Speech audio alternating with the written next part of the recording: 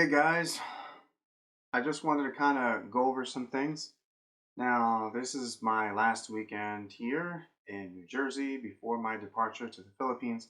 And so I kind of wanted to go over some things for those who are traveling for the very first time in the Philippines. Just to give you a brief background of my story, I'm not going to get into it. I don't want to bore you with the details. But bottom line is, I spent 11 years in the Philippines, okay, from August 2007 all the way to December 2018. Needless to say, I do know something about living in the Philippines.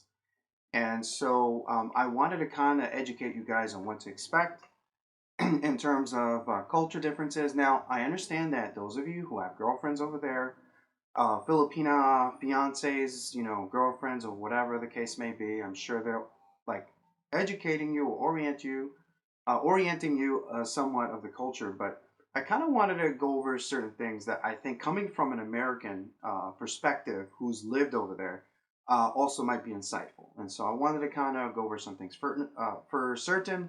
I know that some of you guys are like kind of wondering, what should I bring with me? What can I find over there? Cannot find over there? Well, let me just say, if you're not keen like myself, like on branded items, in terms of personal hygiene products like toothpaste, toothbrush, deodorant, preference, or whatnot, generically you'll find pretty much whatever you find over here, like let's say in ShopRite or CVS Pharmacy, you'll find over there. So I really wouldn't worry about that.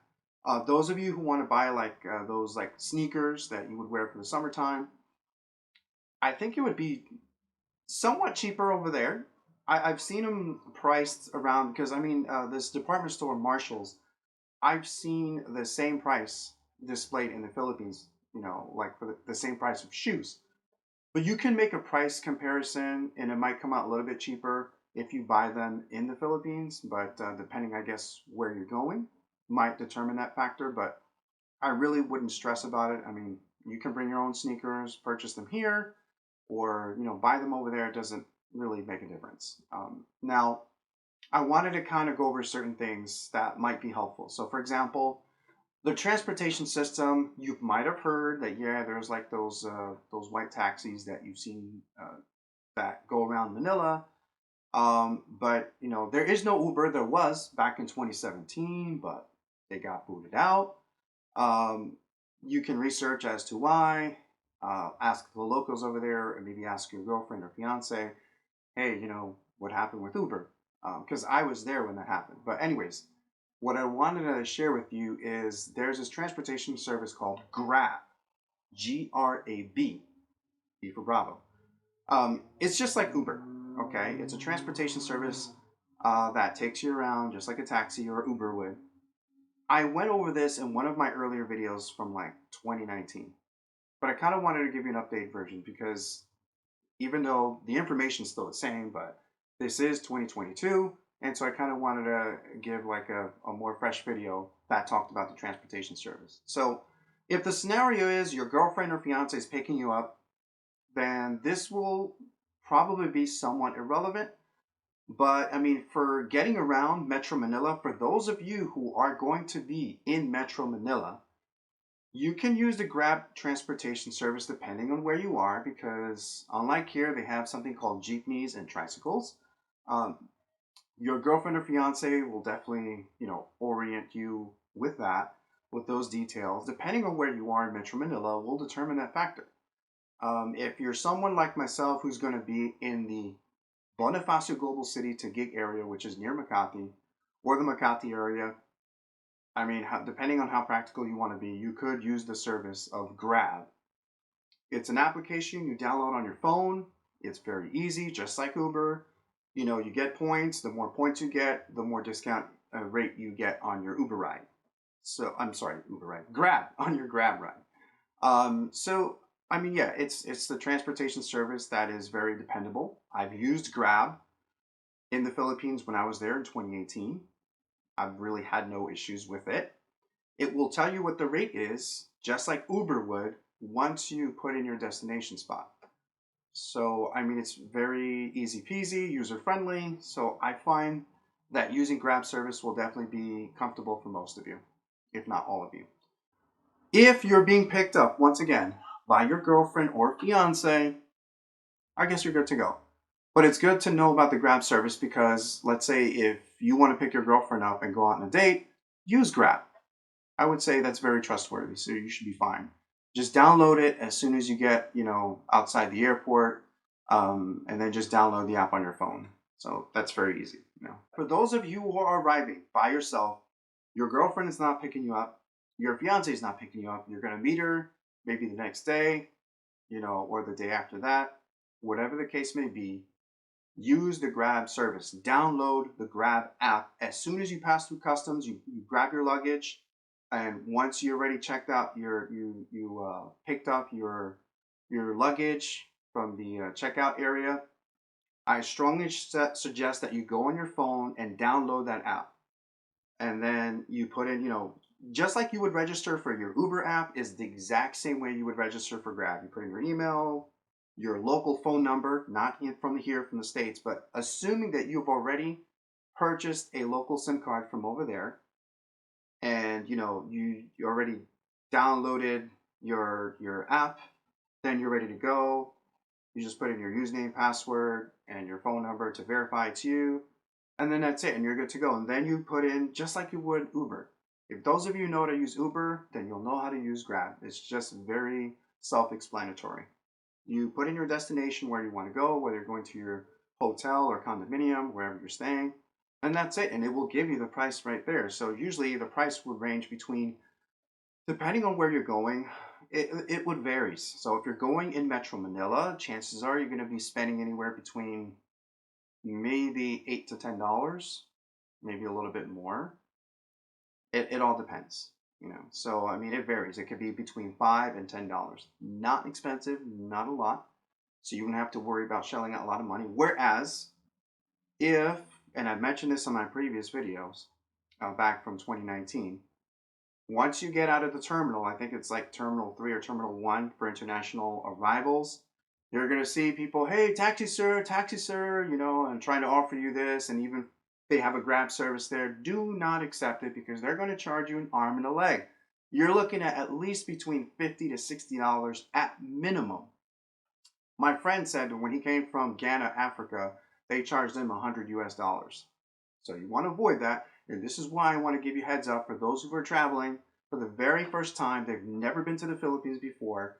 Download the Grab app as soon as you arrive at the airport and get through customs. This way, it's very stress-free. You don't have nothing to worry about.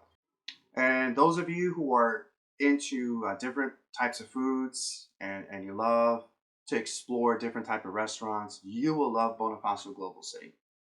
I mean, I can really not recommend it more. But now let's change the scenario. There's a lot of you who will actually be spending time in Cebu. Maybe you're landing in Manila for a day or two and then you're transferring to Cebu. Well, I have friends, acquaintances that they say they love Cebu. They absolutely adore it. It's got everything they want, the nightlife, the coffee life, the beach life, everything. But again, everybody's different, each to their own liking.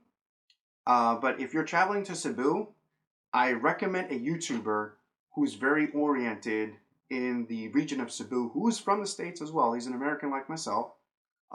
He's actually military, and he spent some time in Cebu. And I think kind of doing a Q&A with somebody like that would be better because I've only been to Cebu in 2014 for like maybe 2 weeks. So that's not justice, to kind of talk about, I can talk about my experience in Cebu, but he's actually spent a lot more time there. He spent, I think, about a year there. And so, walking around and his videos are very, very insightful and informative. And so I think you'll learn a lot. So if you're going to spend a lot of time in Cebu and you want to learn about it, I recommend his YouTube channel. His name is Gio. His YouTube channel is Gio in the Philippines. I will post his link below. Only because, like I said, I'm more of an expert of Manila because that's where I spend most of my time, even though I did live in several provinces, but they were just for a very short time, like maybe 6 months or 8 months at a time. But for the most part, I've generally been based in Manila, Metro Manila. So for those of you who are going to actually stay in certain parts of Manila, any part of Manila, then I can definitely be of help. I can actually geographically orient you on, like, if you name a city, chances are I probably know how far it is from one destination to another. So if you say, yeah, I'm coming into the airport, how far is that to, because I'm going to, let's say, I don't know, some part of Quezon City, and you name a region, then I'm like, okay, that's going to be about, with no traffic, that's probably going to be about 20, 25 minutes or so. I even know which highway you're probably going to be on. Like I said, I've been living in the Philippines for 11 years, and I've already have a good, thorough geographical knowledge of how far or distance like things are. So if your girlfriend, who you've never met in person, is telling you, "Oh yeah, I'm from Santa Mesa," well, chances are that's going to be a little bit far. That's not that close. Parañaque, to name a few. These are boroughs inside Manila. It's just like saying in New York you have Brooklyn, Bronx, Queens. Well, in Manila there are boroughs, and so I think one borough named Parañaque, that is more or less about 15-20 minutes in car. But if you're going by bus, it's going to take you about close to an hour, about 45 minutes to an hour, usually with traffic. And without traffic, it's going to take you about 30 minutes. There is a lot of traffic in Metro Manila. For those of you who are not used to traffic, I'm used to traffic because I live in New Jersey. And although I live near the city, I'm not in an area where it's like a lot of traffic. I'm in a suburban area, like a rural suburban area, like a lot of houses. But I'm kind of used to it because I used to travel to the city all the time. But for those of you who are coming from the countryside, like in the Southwest United States, and you're far from the city, that might be a rude culture shock because I mean there's just a lot of traffic, and some of you might be like, all right, I'll get used to it. But some of you might get frustrated, like, man, it takes me like just to travel like 2 or 3 miles, it's gonna take like 30 minutes, seriously, or 20 minutes, or to travel 5 miles, it's gonna take me about 40 minutes. Sometimes that can be the case. I mean, imagine if there's so many traffic lights and you got a bunch of jeepneys in front of you, people who just blocking traffic. That's just the way it is. So there are things that you probably have to get adjusted to and used to. But for the most part, if you're like myself and you're adaptable, I think you'll be getting along just fine. Sorry, all right, guys, that's all I wanted to share for today. And feel free to, ask any questions you have about living in Metro Manila. All right, guys, thanks for tuning in.